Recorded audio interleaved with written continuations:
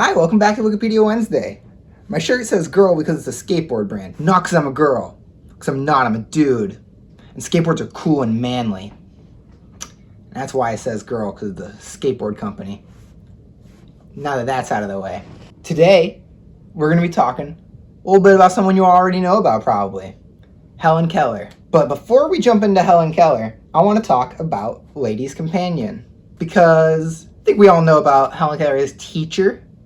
And she was technically a lady's companion. And so why not learn about that a little bit first? So a lady's companion was a woman of high class birth, and she basically just kicked it with the person she was working for. Not like a servant, because she had to be pretty close in social status. It was like a way for people that were in that social class to earn a living, and they didn't want to get a job that would lower their social class. They wanted to stay in the court kinda, and they didn't have a lot of options for jobs back then. It says here, women took positions as companions if they had no other means of support. As until the late 19th century, there were very few other ways in which an upper or upper middle class woman could earn a living, which did not result in a complete loss of her class status. Employment as a governess, running a private girls' school, or writing were virtually the only other options. That's crazy. It's one sentence. Every job a woman could have in 1859 is in one sentence. Pretty nuts. And then, if you scroll down, the end of Ladies' Companion, it says that is pretty much because we let women get other jobs. Pretty cool. Although Ladies' Companion does sound like a pretty sweet gig. Over to Helen Keller now, because a little bit of a strange tangent right off the start.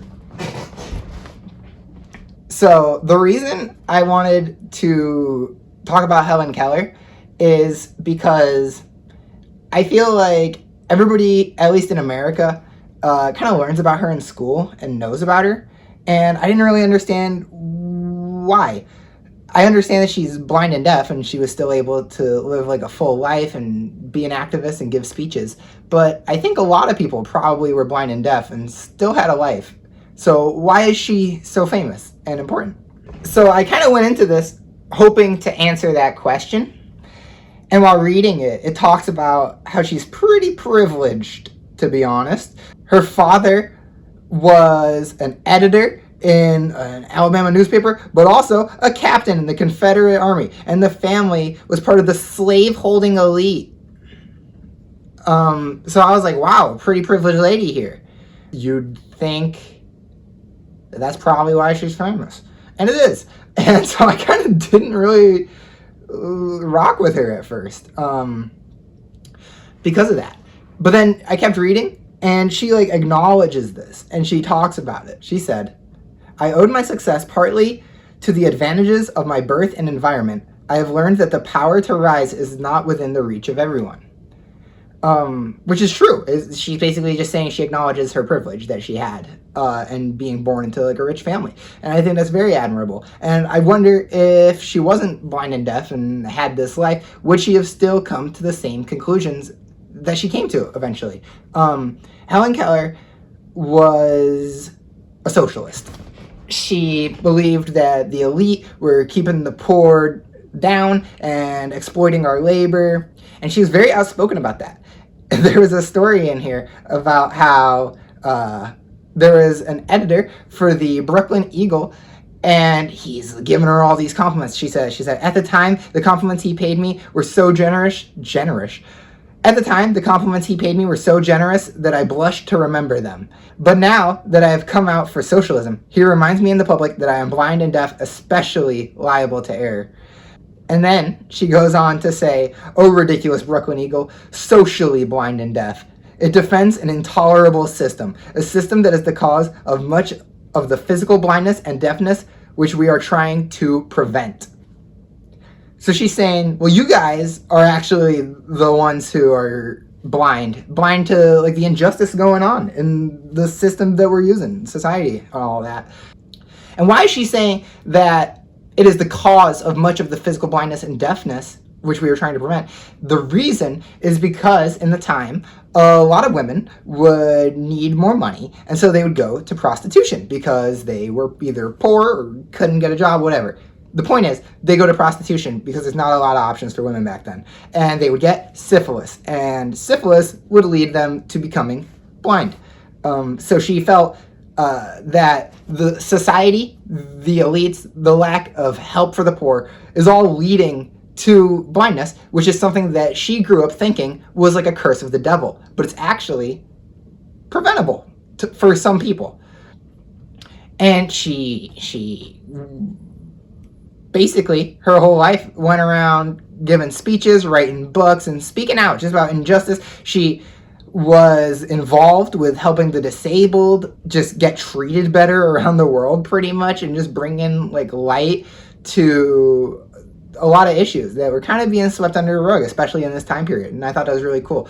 So that's just a little recap about her life. And now I kind of want to talk about more so the fun facts that I found throughout reading this, or interesting things that I found. Her teacher, Anne Sullivan, got sick. She said she fell ill, and she was recovering in Lake Placid in Puerto Rico, dude. What? Lake Placid's in New York, Puerto Rico, not in New York. How are you sick and dying, and you're like, I'm gonna pick two places very far apart to recover? The citation for that is a book, which I do not have, and would love to know the answer to how she was recovering in both New York and Puerto Rico. Guess she wasn't recovering, because she did die. Sorry, Anne, you did leave your mark on the world, so at least there is that. So Helen Keller is talking about socialism quite a bit. She's pretty into it. But she also had some opinions on like eugenics, and she was saying Keller supported eugenics, which had become popular with new understandings of principles of biological inheritance. In 1915, she wrote in favor of refusing life-saving medical procedures to infants with severe mental impairments or physical deformities, saying that their lives were not worthwhile and they would likely become criminals. What is she talking about there? Seems kind of different than the rest of the stuff she's been saying, but I guess having opinions that would be both sides of like the political spectrum is a sign of an individual. We praise her for that. And I'm recording this, and it's going to be posted on September 11th, 9/11. And so I thought it was also pretty neat that you can tie 9/11 to Helen Keller, even though she died before it happened. How? Well, it says, the Helen Keller archives in New York are owned by the American Foundation for the Blind. Archival material of Helen Keller stored in New York was lost when the Twin Towers were destroyed in the September 11th attacks. A bummer, certainly, but cool that we're able to tie today's historical event to Helen Keller, who I was just reading about because I was curious, and now I'm making a video about her. Pretty crazy. So that's really all of the neat stuff I read about Helen Keller. Not too much else that I want to go over.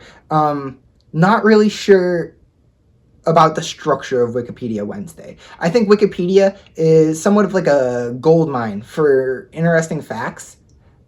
And so I kind of wanted to share that with you guys. But it does feel strange to just summarize the things I read. And also, it's free, so you could read it yourself if you wanted. I don't know. And then additionally, I'm not really trying to solve a question here. I'm just telling you about things I thought were cool. And so it doesn't really have a great structure, the video. So I'm working on figuring out what I want to do with that moving forward. But in the meantime, I think I'm gonna just keep reading Wikipedia, and whenever I find something cool enough that I want to share it with you guys, I will. If you have any feedback on that, let me know. I'll talk to you next time.